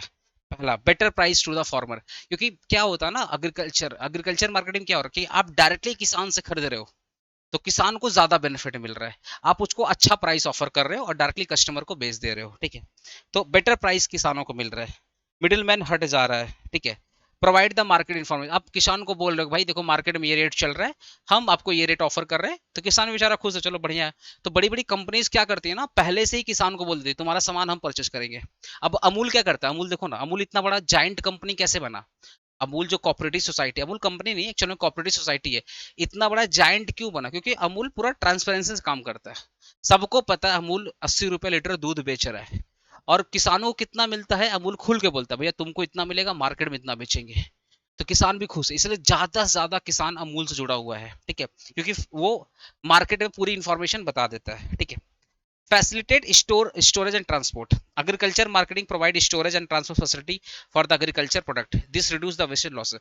अगर agriculture marketing कर रहे हो तो आप किसानों से जब सामान खरीदोगे ना, तो आसपास गांव के आसपास ही आप अपना गोडाउन अच्छा बनाओगे, स्टोरेज फैसिलिटी बनाओगे, कोल्ड स्टोरेज बनाओगे, जिससे आप इजिली सामान परचेज करोगे, उसको स्टोर करोगे और गांव के आसपास लोगों को बेच दोगे, ठीक है। बेनिफिट्स क्या, कोऑपरेटिव मार्केटिंग ऑलरेडी हम लोग पढ़ चुके हैं। अरे कोऑपरेटिव मार्केटिंग जब सारे किसान मिल करके सामान बेच रहे, उसी को बोलते थे cooperative marketing. Role of government to eliminate the infrastructure barrier in the rural marketing, मतलब बोल रहा है जो इंफ्रास्ट्रक्चर बैरियर, मतलब जो प्रॉपर रोड वगैरह नहीं है, प्रॉपर बैंक्स वगैरह नहीं है, प्रॉपर क्रेडिट फैसिलिटी नहीं है, तो उन इन सारे इंफ्रास्ट्रक्चर बैरियर को खत्म करने के लिए, मतलब रोड नहीं है, मार्केट अच्छा नहीं है, क्रेडिट फैसिलिटी अच्छा नहीं है, तो इनको खत्म करने के लिए गवर्नमेंट क्या क्या करती है।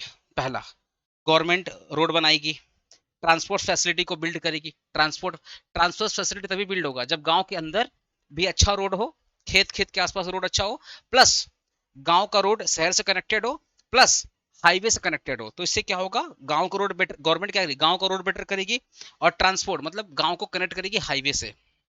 स्टोरेज फैसिलिटी बनाएगी जिससे ओवरऑल गांव के लोग को का प्रोडक्ट ज्यादा बिके, ज्यादा गवर्नमेंट स्टोर कर पाए।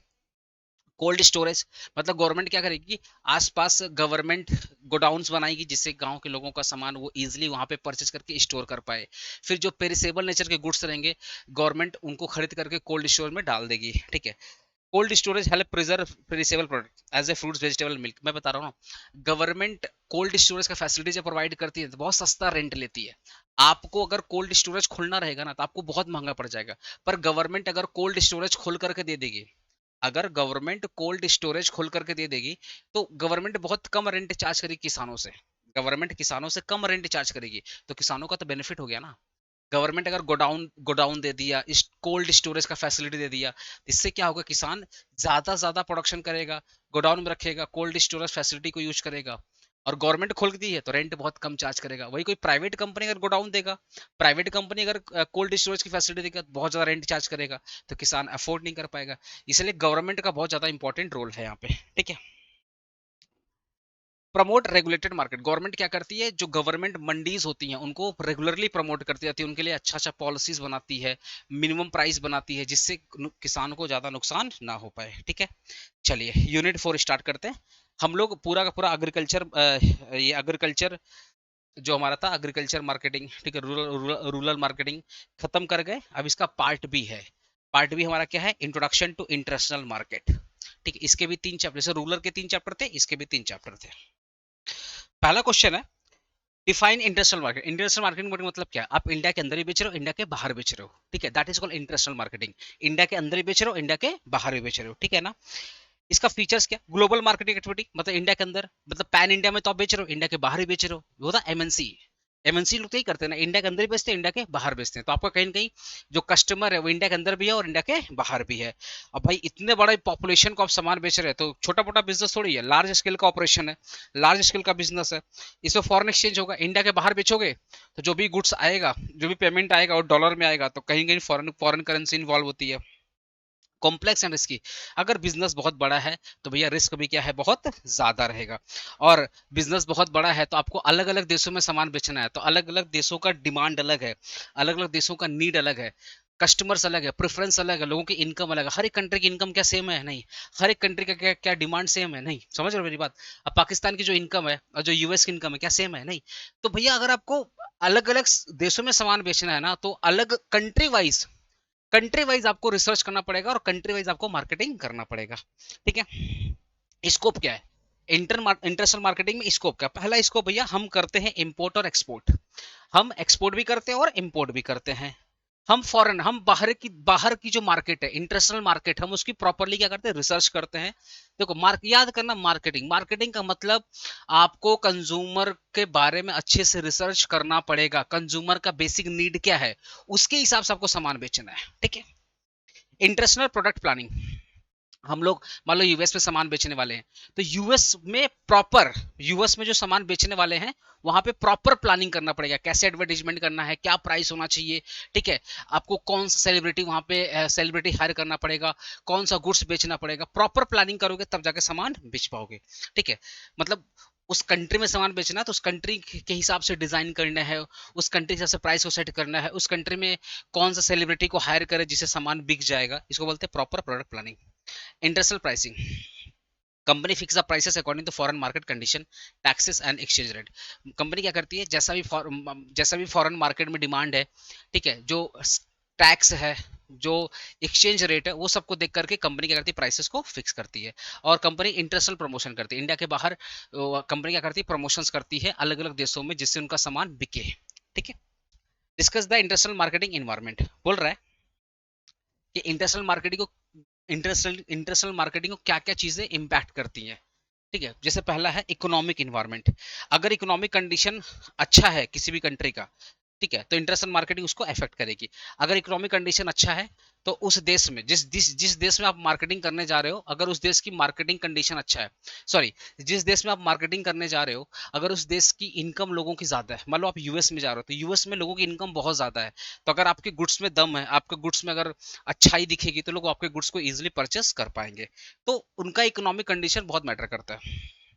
पॉलिटिकल इन्वायरमेंट, जिस देश में आप मार्केटिंग करने जा रहे हो, अगर उस देश जिस देश में आप मार्केटिंग कर रहे हो, जिस देश में आप सामान बेचने वाले हो, उस देश की गवर्नमेंट अगर आपको फेवर नहीं दे रही है, टैक्सेस बहुत ज्यादा लगा दे रही है, तो इस केस में आप सामान नहीं बेच पाओगे। देखो ना, टेस्ला टेस्ला इंडिया में आके सामान बेचने की कोशिश किया, नहीं बेच पाया, क्योंकि गवर्नमेंट ने फेवर ही नहीं किया। गवर्नमेंट ने उसके हर एक प्रोडक्ट पर डबल टैक्स लगा दिया। मतलब अगर 30 लाख रुपए का टेस्ला कार है, तो गवर्नमेंट बोलती है तुमको यहाँ पे 60 लाख बेचना पड़ेगा, 30 लाख का टैक्स लगा दिया, 100% टैक्स लगा दिया। वैसे ही क्या टेस्ला इंडिया में आकर सक्सेसफुल हुआ? नहीं, क्योंकि यहाँ की जो गवर्नमेंट है उसने सपोर्ट नहीं किया। वैसे ही अगर मैं यूएस में जाके सामान बेच रहा हूँ, यूके में सामान बेच रहा हूँ, तो वहाँ की जो लोकल गवर्नमेंट है उसका सपोर्ट बहुत मैटर करता है। लीगल इन्वायरमेंट, जिस कंट्री में मैं सामान बेचने जा रहा हूँ, उस कंट्री का जो लॉ है, कानून है, वो भी बहुत मैटर करता है। तो मुझे जो भी सामान बेचना है, उस कंट्री के रूल्स रेगुलेशन कानून के हिसाब से सामान बेचना पड़ेगा। कल्चरल इन्वायरमेंट, ठीक है, आप जो गुड्स बेचने जा रहे हो, अगर उनके कल्चर का पार्ट नहीं है, अगर आप उनको गुड्स बेचने जा रहे हो और उनके कल्चर का पार्ट नहीं है, तो क्या आप सामान बेच पाओगे? नहीं बेच पाओगे। तो आपको जिस भी कंट्री में सामान बेचना है, उनके कल्चर के हिसाब से, उनके नीड के हिसाब से सामान बेचना पड़ेगा, ठीक है।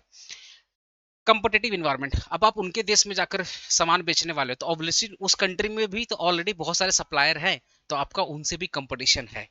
तो international market have the strong competition from the global and local company. अब मैं यूके में जाकर सामान बेच रहा हूँ, तो क्या यूके में और भी कंपनीज नहीं है क्या? है ना। तो उन हमारा कंपटीशन इंटरनेशनल कंपनी के साथ भी है, और जो यूके की लोकल कंपनी उनके साथ भी है, ठीक है। तो these are the competitive environment, these are the factors who affect the international marketing, कि ये सारे फैक्टर्स हैं जो इंटरनेशनल मार्केटिंग को अफेक्ट करते हैं। जैसे पहला, अच्छा, discuss the various component of international marketing environment, तो same as question 4, same as question 4 देख लीजिए, economic environment, political environment, legal environment, cultural, ठीक है, कंपिटिटिव, ठीक है। बोल रहा है सर पेस्टल एनालिसिस का मतलब है, देखो पेस्टल का मतलब क्या होता है, political, economical, social, technological, environment and legal factor, ठीक है। तो सेम एज क्वेश्चन 4, इसी को अपने क्या बोलते हैं, सेम एज क्वेश्चन 4। क्वेश्चन 4 में भी तो हम लोग पढ़े थे ना, political, economical, social, technological. Technological मतलब क्या, जिस कंट्री में आप सामान बेचने जा रहे हो, उस कंट्री में जो टेक्नोलॉजी का लेवल है, जो एडवांसमेंट है, आपका प्रोडक्ट उस टेक्नोलॉजी से गुजरना चाहिए, तभी आप कर पाओगे, अदरवाइज आप अपना मार्केटिंग नहीं कर पाओगे। इसका बेस्ट एग्जांपल देखो यहाँ लिखा हुआ है, modern technology, modern technology support the communication, transportation and production and online business activity. ठीक है, आप उनके देश में सामान बेचने जा रहे हो, तो भाई सिंपल सी बात है, आपको ऑनलाइन सामान, ऑनलाइन, ऑफलाइन, ठीक है, आपका खुद का ऐप, वेबसाइट्स होना चाहिए, प्लस जो सामान, उस सामान को बनाने में जिस भी टेक्नोलॉजी का नीड है, आपको वो टेक्नोलॉजी यूज करना पड़ेगा, तब जाकर के आप अच्छी मार्केटिंग कर पाओगे। ठीक है, short analysis industrial market.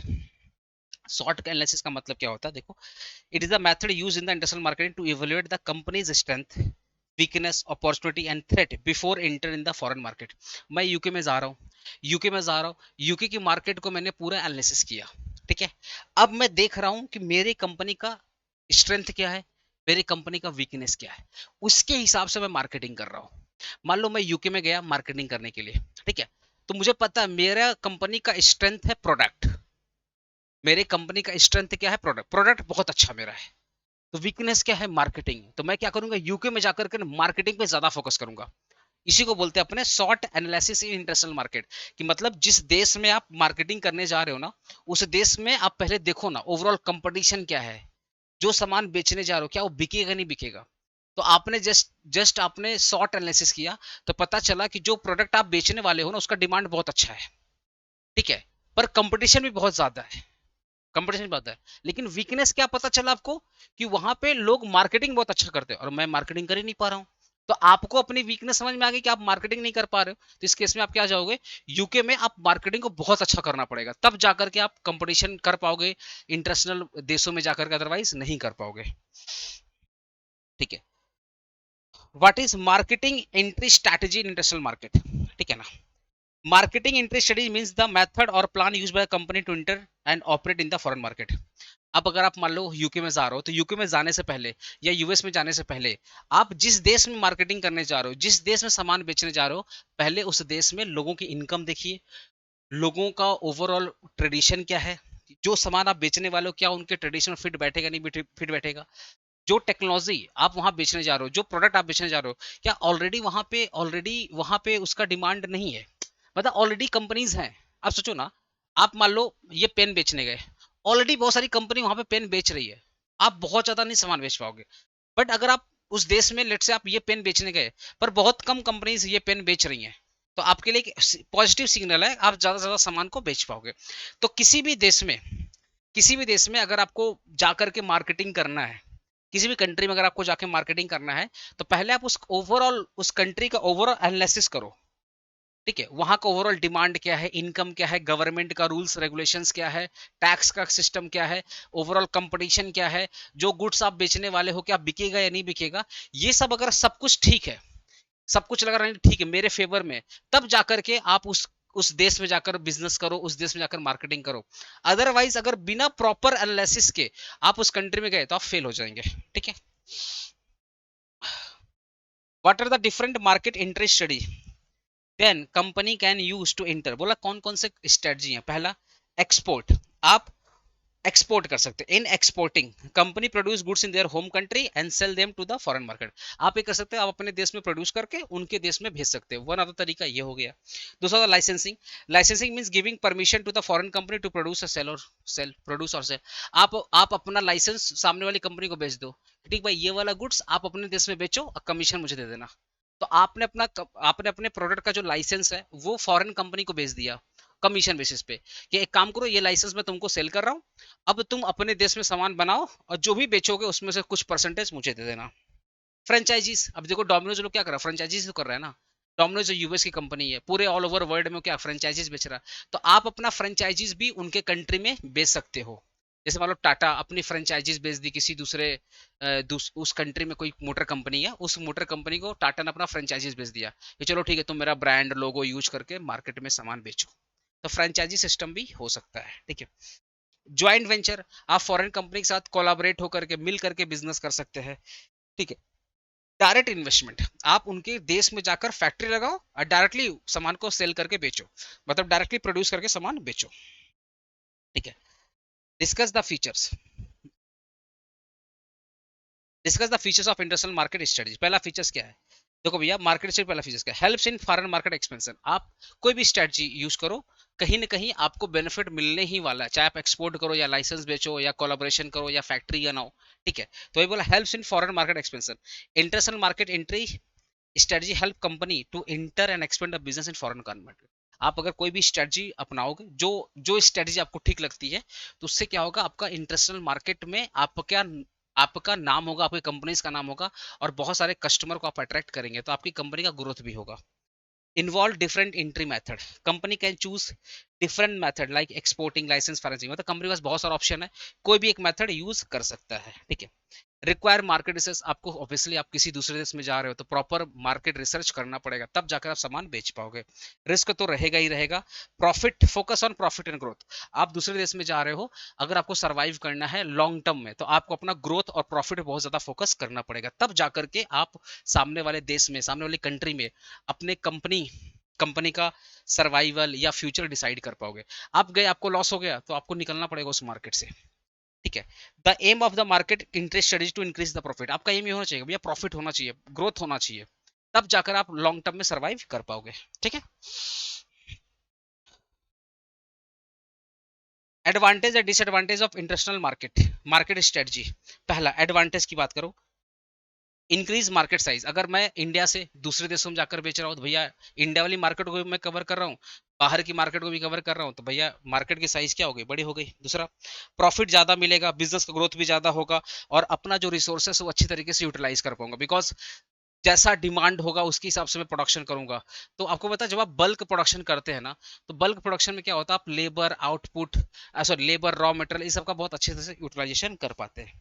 Companies can use the production capacity, technology, manpower more efficiently to the global operation.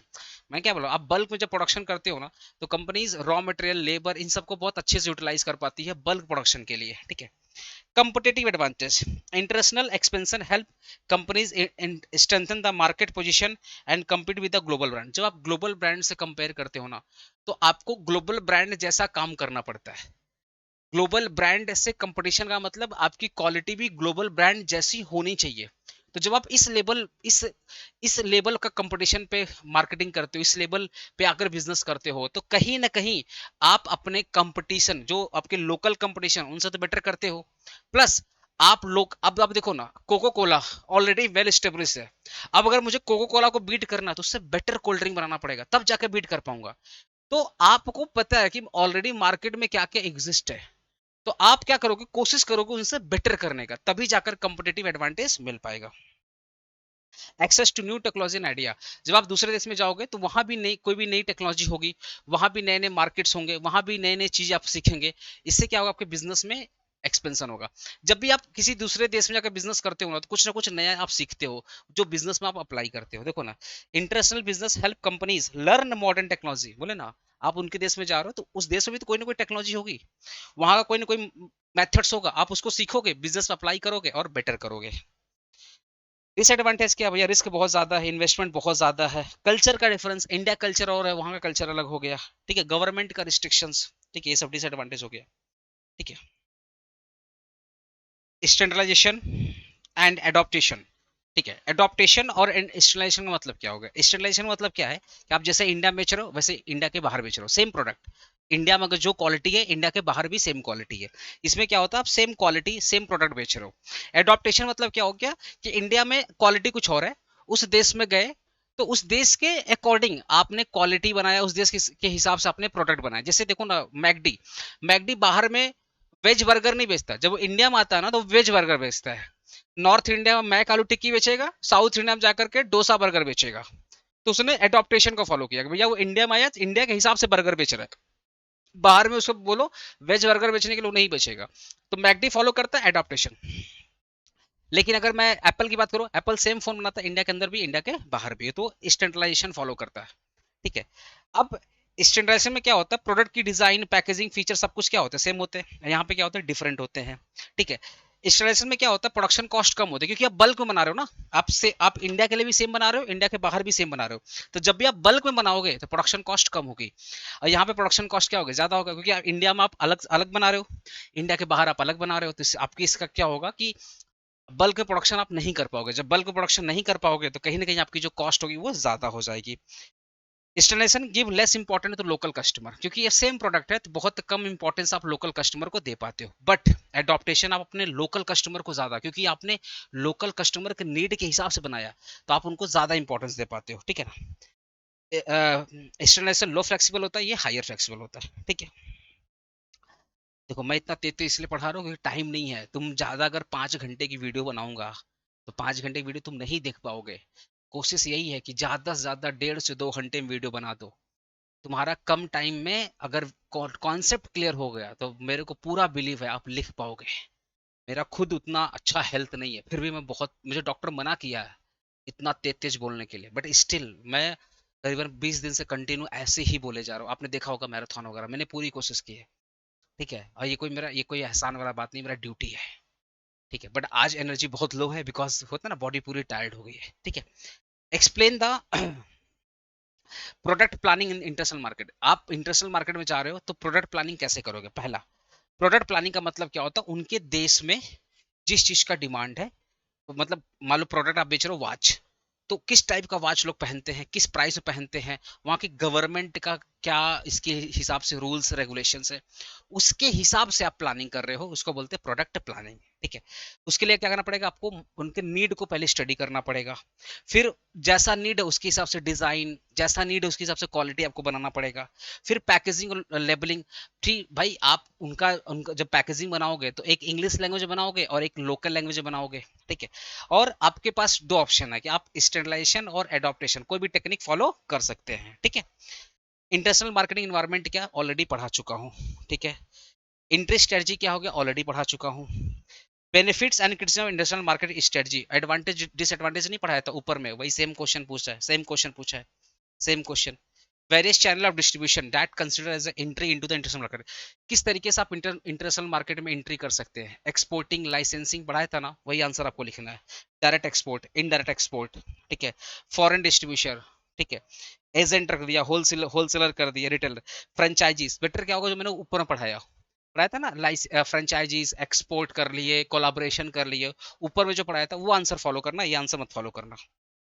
Various component of international marketing environment, कितने वेरियस कंपोनेंट थे पढ़ाए थे ना, pastel, economical, political environment, legal environment, cultural, social, technological environment, ये already मैंने पढ़ा दिया है।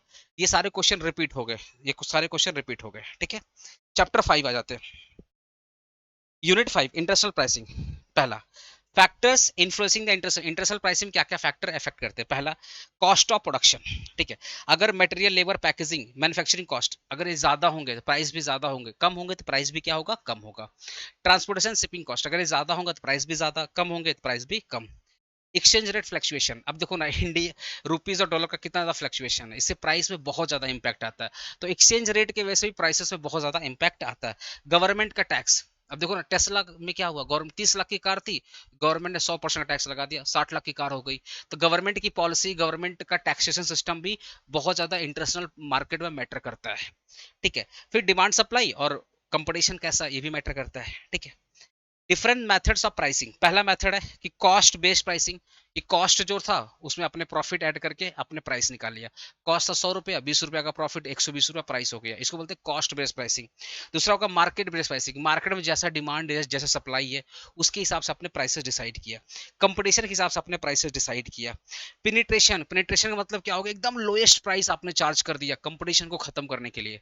आप इंटरनेशनल मार्केट में गए, एकदम लोएस्ट प्राइस आपने चार्ज किया मार्केट को खत्म करने के लिए, ठीक है। स्कीमिंग प्राइसिंग, ठीक है। इनिशियली क्या करोगे, आप हाई प्राइस चार्ज करोगे, फिर धीरे धीरे धीरे प्राइस को कम कर दोगे। जैसे आईफोन ऐसे करता है, इनिशियली प्राइस को ज्यादा रखता है, फिर धीरे धीरे धीरे प्राइस को कम करता है, इसको बोलते हैं स्कीमिंग प्राइसिंग, ठीक है। What are the price strategy in international market, क्या क्या प्राइस स्ट्रेटजी हो गया, ऑलरेडी पढ़ गया, same as above, same as question 2, same as question 2, same as question 2। How export price determined, explain the price quotation and payment terms in international marketing।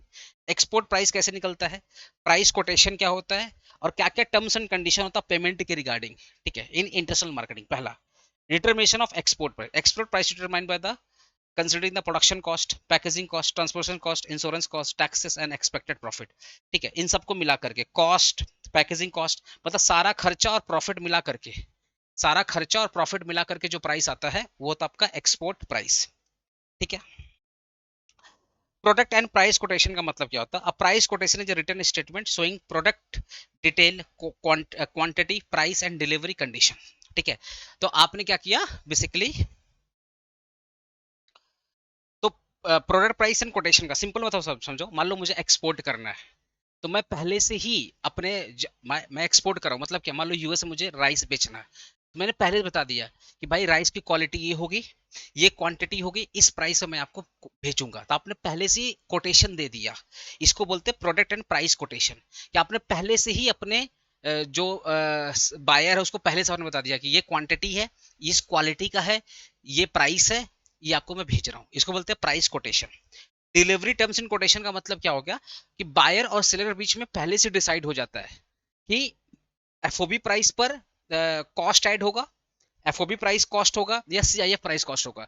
Custom में आप FOB price और CIF price पढ़ोगे, तो buyer और seller के बीच में पहले से डिसाइड हो जाता है कि ट्रांसपोर्टेशन कॉस्ट कौन बियर करेगा, क्योंकि याद करो एफओबी प्राइस में ट्रांसपोर्टेशन कॉस्ट नहीं आएगा, बट सीआईएफ प्राइस में ट्रांसपोर्टेशन कॉस्ट आएगा।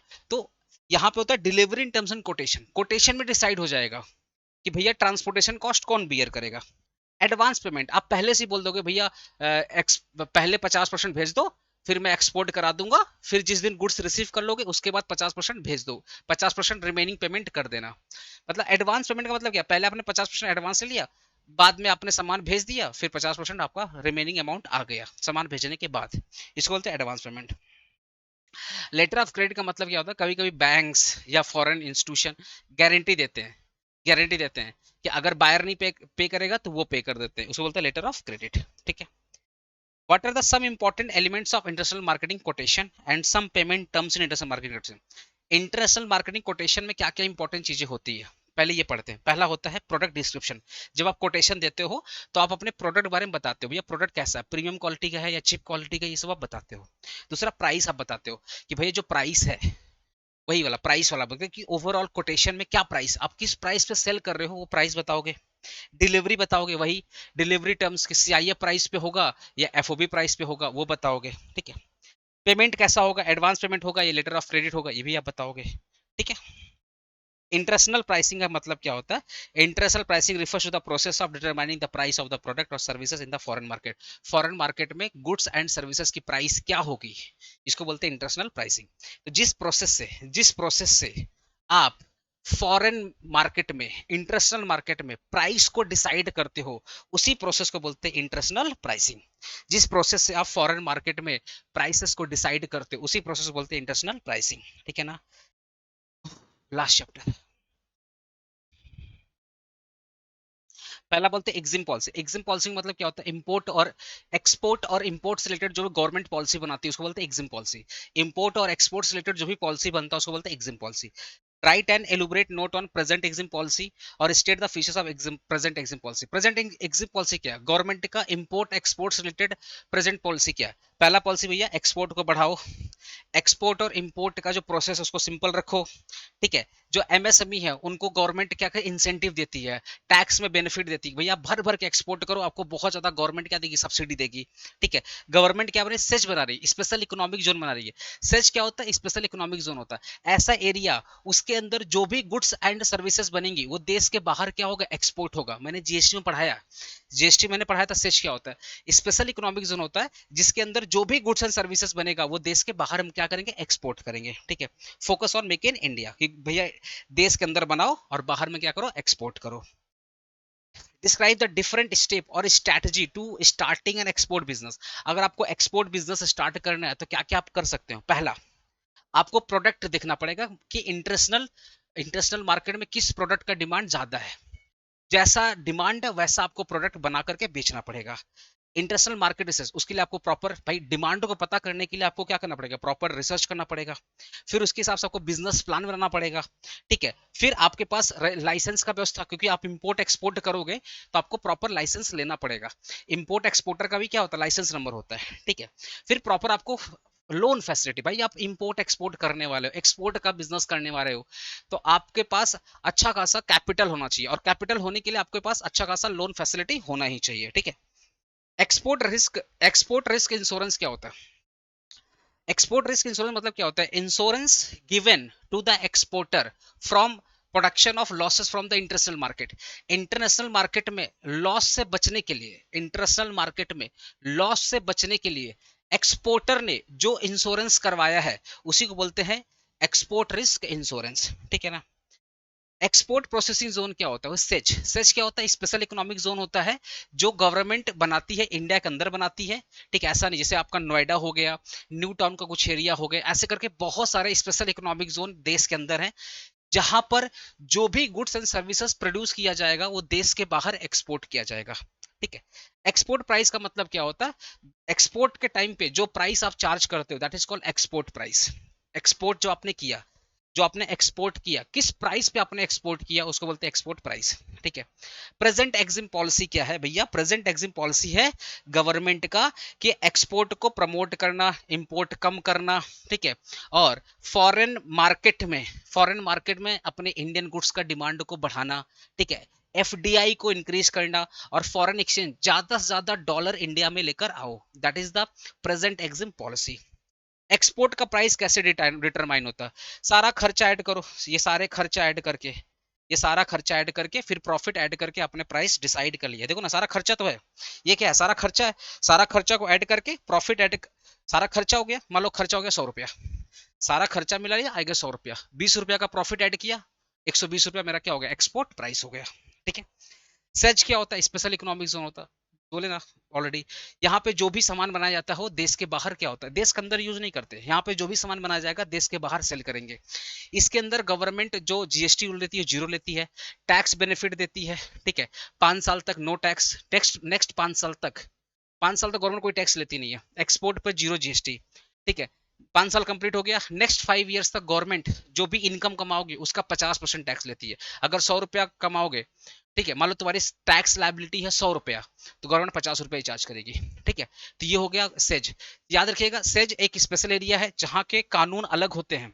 नॉर्मल एरिया, नॉर्मल इंडिया में कानून अलग रहेगा, सेज का कानून क्या रहेगा? अलग रहेगा। तो सेज क्यों बनाया गया? एक्सपोर्ट को बढ़ावा देने के लिए, प्रमोट करने के लिए। टैक्स बेनिफिट मिलता है, बोले सेज के अंदर टैक्स बेनिफिट मिलता है। एक्सपोर्ट बहुत टैक्स, 5 साल तक गवर्नमेंट कोई टैक्स लेती ही नहीं है। इससे क्या हो गया? आप फॉरेन इन्वेस्टमेंट को अट्रैक्ट कर रहे हो। अगर आप एक्सपोर्ट कर रहे हो तो कहीं ना कहीं आपके गुड्स इंडिया के बाहर बिक रहे हैं। ठीक है। तो डॉलर इंडिया में आएगा। ठीक है। और जब डॉलर आएगा तो इंडिया का जो रुपीज और डॉलर का जो चक्कर है वो तो कम होगा ही होगा। ठीक है। प्लस आपके देश का गुड्स का डिमांड बढ़ेगा तो बहुत सारे उधर के लोग भी इंडिया में आके बिजनेस करेंगे। देखो ना, says attract both domestic and foreign investor by offering better infrastructure and providing. आपका गुड्स अगर देश के बाहर जा रहा है तो आपका देश का नाम हो रहा है, तो बाहर के लोग भी आके आपके देश में बिजनेस करेंगे, इससे एम्प्लॉयमेंट जनरेट हो रहा है। Discuss the recent trends in foreign market. Foreign market में रिसेंट ट्रेंड क्या है? रिसेंट मतलब नया नया चेंजेस क्या है? पहला, एक्सपोर्ट का ग्रोथ हुआ है। FDI, foreign direct investment India के अंदर आया है। ठीक है। हमारा जो आईटी सेक्टर का एक्सपोर्ट भयंकर बढ़ा है, क्योंकि भाई आईटी सर्विसेज हमसे बेटर कोई नहीं प्रोवाइड करता। हमारा जो आईटी सर्विसेज है वो भयंकर बढ़ा है। और हमारा जो ई कॉमर्स है वो इंटरनेशनल मार्केट में ज्यादा ग्रो किया है, मतलब अब वेबसाइट्स और ऐप के थ्रू बिजनेसेस देश के बाहर ज्यादा हो रहे हैं। ठीक है। सर्विस सेक्टर का एक्सपोर्ट क्या हुआ? बढ़ा है। ठीक है। मेक इन इंडिया इनिशिएटिव भी गवर्नमेंट ने फोकस किया है कि जो भी देश के अंदर गुड्स बन रहे हैं, इससे क्या हो रहा है? इंपोर्ट कम हो रहा है और एक्सपोर्ट क्या हो रहा है? ज्यादा हो रहा है। ठीक है। एग्रीकल्चर गुड्स भी ज्यादा एक्सपोर्ट हो रहे हैं। और साथ ही साथ डिजिटल टेक्नोलॉजी, गवर्नमेंट भी अब यूपीआई वगैरह भी बाहर में ट्रांसफर कर रहा है। देखो ना, digital technology is improving the international businesses operation and communication, online export documentation and digital payment. मैंने क्या बोला?